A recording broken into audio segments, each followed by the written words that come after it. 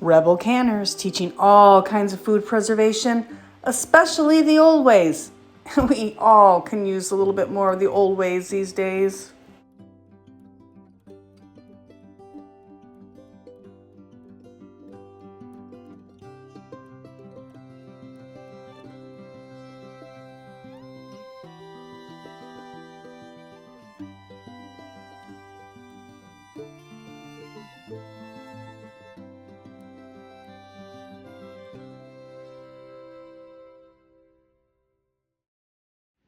So the other day, I told you to save your leftover spent elderberries from the elderberry syrup. Now I'm going to show you what I did with it. I made elderberry fire cider. Let's turn you around, show you how this goes. So I have my leftover elderberry syrup, and I'm going to, there's still a lot of life left in these berries, and so I'm going to divide it between the two jars here, and I'll be right back.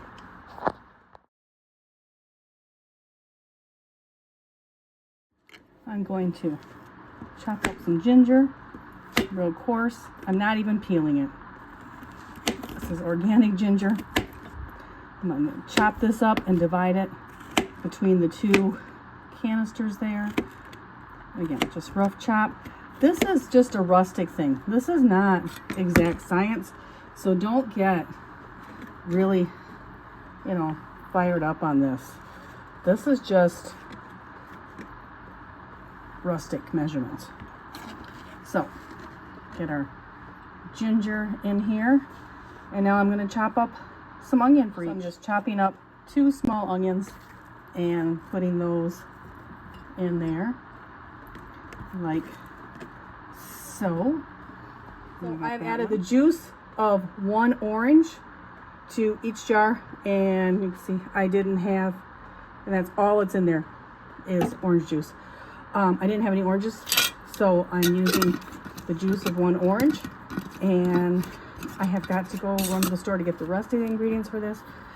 I think I have some garlic yet to get in here, but you can see it's starting there, and I will get it as I find the rest of the stuff to put in it. I'll finish this video, but sometimes that's how real life is.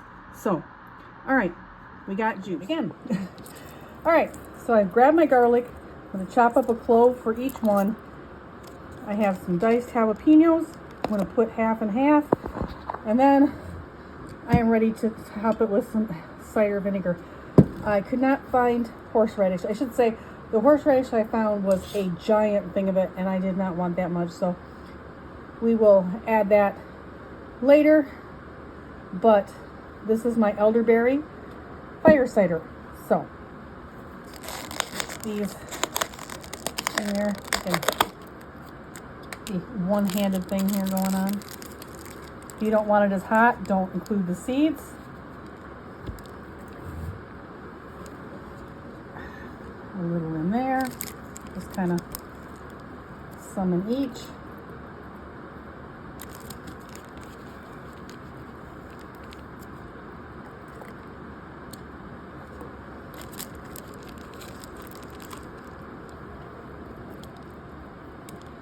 If you like hotter peppers, you can use hotter peppers. You can really, this recipe is not something that's hard and fast, only can do it one way, or set amounts. All right? So, if you don't like an ingredient, leave it out. If you like it a lot, add more.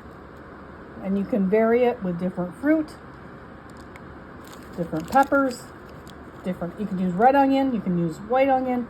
Really, really is completely and totally up to you.